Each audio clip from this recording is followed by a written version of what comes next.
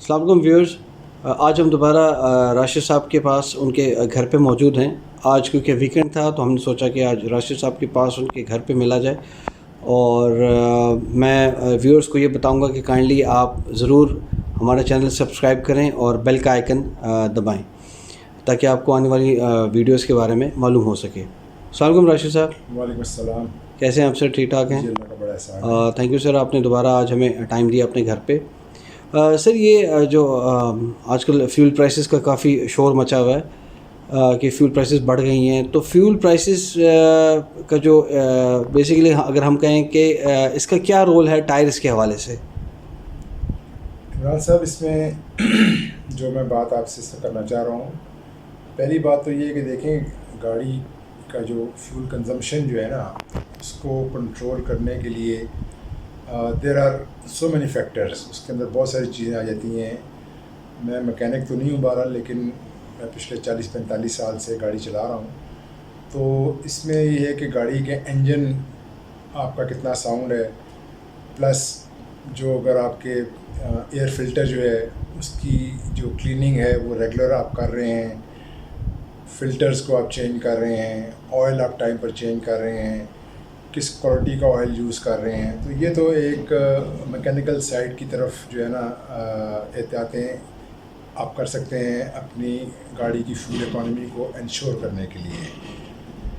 دوسری بات، جہاں تک ٹائرز کا اس میں جو رول آتا ہے، تو آبویسلی ٹائرز جو ہیں they play a very important role in the fuel economy of your vehicle. یعنی گاڑی کا جو پیٹرول کی کنزمپشن کو آپ کس طرح سے ٹائر سے فائدہ اٹھا سکتے ہیں. تو اس میں سب سے پہلی چیز تو جو آتی ہے وہ یہ ہے کہ میں ان حضرات کو جو ہے یہ بات بتانا چاہ رہا ہوں کہ جو ٹائر کا رم سائز چینج کر لیتے ہیں. سپوزنگ آپ کی گاڑی کا رم سائز جو ہے وہ 15 ہے اور آپ 16 انچ میں چلے جاتے ہیں، یا 14 ہے اور آپ 15 انچ سائز میں چلے جاتے ہیں. تو جب آپ رم سائز چینج کرتے ہیں تو اس کا ڈائریکٹلی امپیکٹ جو ہے وہ آپ کی فیول اکانومی پلس گاڑی کی سسپینشن، اس پر بڑا میجر ڈنٹ پڑتا ہے اس کو. اگلی بات یہ آ جاتی ہے کہ ٹائر سائز میں ویریشنز ہوتی ہیں، تھوڑی بہت ہوتی ہیں جو کہ ایکسیپٹیبل ہوتی ہیں. جیسے کہ اب ہونڈا سٹی ہے تو اس کا جینون سائز 175 65 R15 ہے. تو اف یو سوئچ ٹو 185 65 تو وہ کوئی اتنا میجر اس کا امپیکٹ نہیں آتا کہ آپ کی فیول اکانومی ڈسٹرب ہو گئی ہے یا گاڑی کی سسپینشن میں فرق پڑ گیا ہے. کیونکہ اگر آپ دیکھیں کہ جو جیپنیز گاڑیاں ہوتی ہیں اس کے اندر جو سائڈ ڈور کے اوپر جو انہوں نے ایک اسٹکر دیا ہوتا ہے، اس کے اوپر اکثر گاڑیوں کے اندر آپ کو ملٹیپل آپشنز دیتے ہیں، مگر ان ملٹیپل آپشنز میں وہ کہیں بھی آپ کو یہ ریکمینڈ نہیں کرتے ہیں کہ آپ رم سائز کو چینج کریں.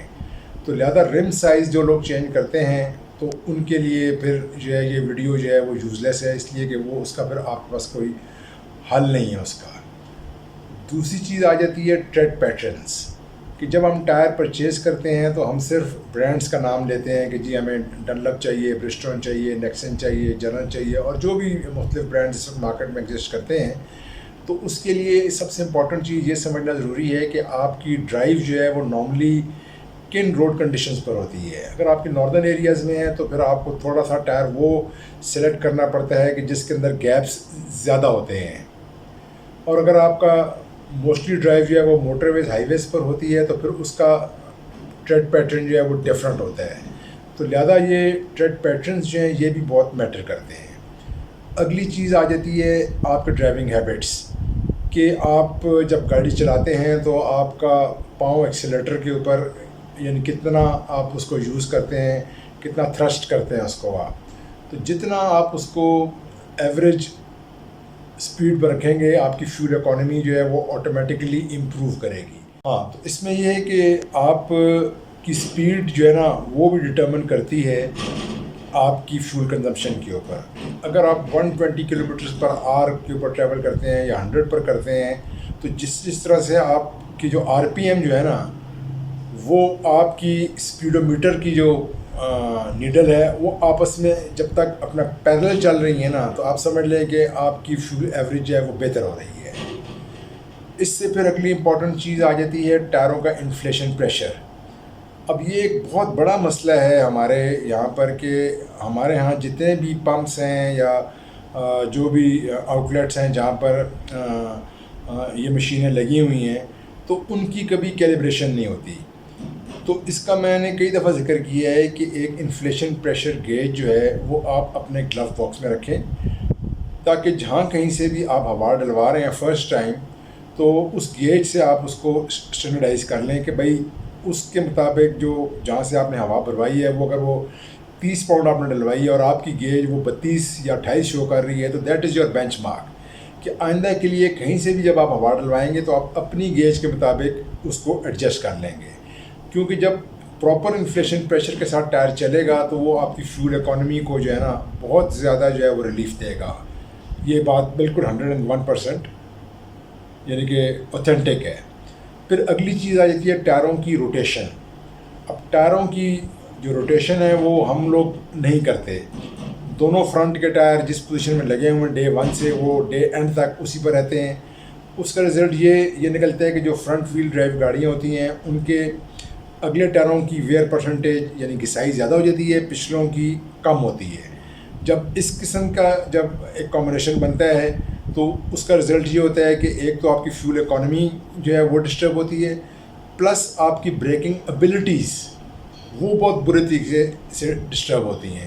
اور میں ہمیشہ یہ کہتا ہوں کہ ٹائرز جو ہیں they are the shoes of your vehicle.